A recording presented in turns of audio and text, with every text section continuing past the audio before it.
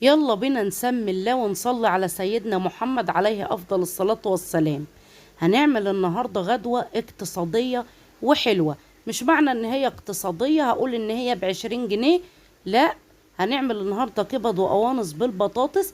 بس عايزة اقول لكم ان الاكلة دي ممكن تأكل من 4 ل5 افراد، وممكن ياكلوا منها يومين كمان على حسب تعداد الوجبة بتاعتك.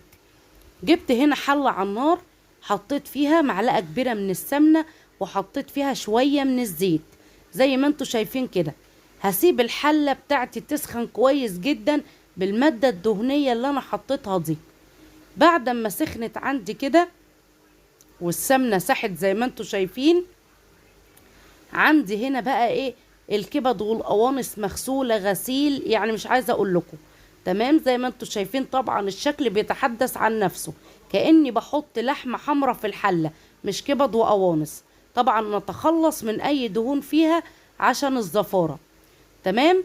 جبت هنا بقى عندي القوانص بعد زي ما نزلت كده بيها زي ما شفتوا، وهبدأ ان انا احطها في الحلة السخنة جدا زي ما انتوا شايفين كده. وهبدأ ان انا ادي تشويحة للقوانص كويس جدا. ليه انا عملت كده؟ لان القوانص بتشد وبتاخد سوى اكتر حاجة واكتر من الكبدة، فلازم ان انا كنت ابدأ بيها الاول. بعد ما شوحتها زي ما انتوا شايفين اهو وقلبتها معاكم كده، هغطي عليها حوالي 10 دقايق بالغطا. وبعد كده بقى هبدأ ان انا اجيب باقي الكبدة وهبدأ ان انا انزل بيها. تمام. بعد ما اتأكدت ان القوانص بتاعتي دي اتشوحت كويس الاول، يعني خدت لها صدمة كده زي ما شفتوا، وغطيت عليها الغطا حوالي 10 دقايق. كل الحاجات دي بتساعد معايا في عملية السوا وتخليها لي تستوي اسرع. دلوقتي هقلب الكبد مع القوانص كويس جدا. بعد بقى ما تاخد التشويحة المظبوطة، عايزة اقول لكم بقى ان كانت طعمها حلو جدا وكانت جميلة وغدوة حلوة جدا. ولازم ان احنا نخترع ونفنن كده شوية تفانين عشان اليوم بتاعنا يمشي. اول بقى ما خلصت تشويح في الكبدة مع القوانص، جبت عندي بصلاية كده كبيرة زي ما انتوا شايفين. هخرطها كده خرط متوسط على ايدي. مش لازم ان احنا نجيب لها كبة ونبهدل الدنيا، لا، نخرطها كده على ايدينا. عايزه اقول لكم بقى لما بتنزلي بالبصلايه كده الريحه بقى، يعني احلى ريحه بتشميها. نخرط البصلايه بتاعتنا دي كويس قوي. خلاص انا كده جبت بصلايه صغيره عليهم تاني. بعد بقى ما خرطت البصلايه، ندي بقى تقليبه لكل الكلام الحلو بتاعي ده في بعضه. هتلاحظوا معايا ان البصلايه بتاعتي هنا دبلت. هجيب هنا معلقه كبيره من الثوم المفروم، وهبدأ اني برضو اديله تشويحة مع الحاجة دي. تقطعي بقى نص قرن فلفل كده حامي، فلفل رومي. انا كان عندي فلفل حامي فقطعت منه نص كده ايه، قرن فلفل حراق. وبعد كده بقى هنزل بفلفل اسود طبعا عشان الزفارة.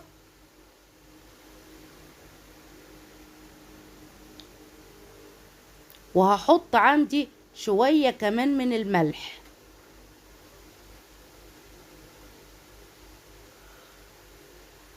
بصوا عايزة اقول لكم بقى ان هي بتتشوح ايه، يعني بصوا النار بكل ده هتخلي القوانص بتاعتي تستوي بسرعة. تمام. حطيت بقى معلقة من الكمون وشوية من الفلفل الاسمر زي ما انتوا شايفين كده.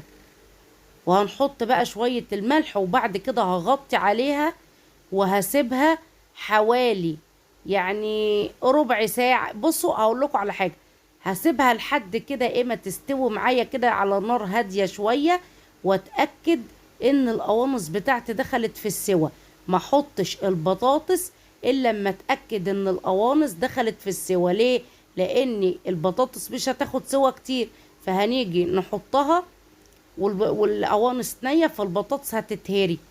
تمام. دلوقتي بقى انا نزلت عندي بقى حوالي بطاطستين كده مقطعاهم مكعبات زي ما انتوا شايفين، ونزلت بيهم واديتهم تشويحه كده مع الكبد والقوانص اللي انا حطيتها معاكم دي زي انتوا ما شفتوا كده. عايزه اقول لكم بقى ان الريحه خطيره، ريحه طلعت خطيره. بعد كده بقى جبت عندي ميه مغليه، ميه تكون ميه سخنه، لو زدناها بميه ساقعه هتبدا ان هي ترد عندي في السوى تاني، فالحاجه بترجع نيه تاني، فلازم نزود الحاجه بميه سخنه او ميه مغليه.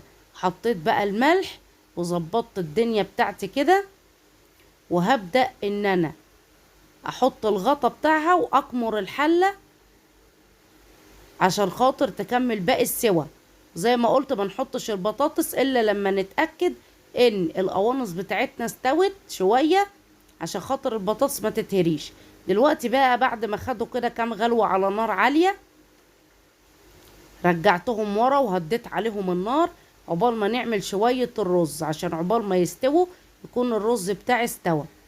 غدوه مش مكلفه قوي، كامله متكامله، فيها رز وفيها بطاطس، فيها بروتين، وكمان هنعمل طبق سلطه عشان الخضروات كمان. وجبه متكامله. هعمل رز جنبهم حبايه وحبايه، ممكن تعملوا رز بشعريه. عايزه اقول لكم ان والله طعمها حلو جدا.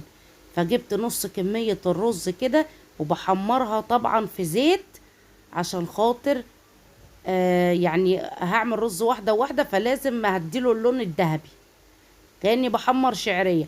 حطيت معاه مكعب مرق احمره معاه كده، بيدي طعم حلو جدا. تمام. دلوقتي بقى زي ما انتوا شايفين الرز بتاعي بقى بدأ ان هو يتحمر. طبعا الزيت ده انا هصفي منه شوية. شايفين بقى الكبد والقوانص بقى البطاطس بتبقبق ازاي وشبه ان هي استوت. تمام. دلوقتي بقى انا خلاص صفرت نص كمية الرز دوت، الرز الحباية وحباية او الرز الواحدة بواحدة اهو زي ما انتوا شايفين كده اديته اللون الذهبي.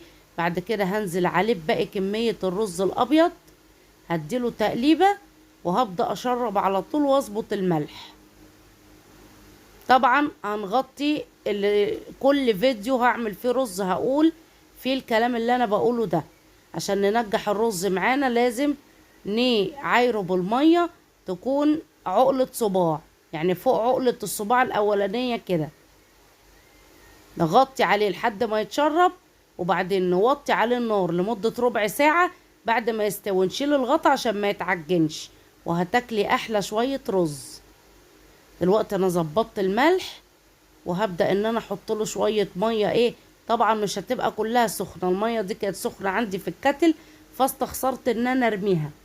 تمام. فحطيت له السخن وكملت بالمية الساقعة عادي جدا، يعني مش مية ساقعة من التلاجة، مية عادية من الحنفية يا جماعة. بصوا بقى عايزه اقول لكم بقى مع تحمير الرز الحلو ومرقه الدجاج اللي انا عاملاها كاني بقى مسوياه في شوربه معتبره. بصوا بقى الرز عندي ما شاء الله، هنا كنت مسيحه بقى معلقتين سمنه، وبعد كده بقى رحت حطاهم على الرز كده عشان يطلع معايا مفلفل، وهقلبه بشوكه عشان ما يعجنش مني. بصوا بقى احلى شويه رز مفلفلين. وبعد كده هخليه يكمل سواه، هعري الغطا عليه واستوى كده وبقى زي الفل.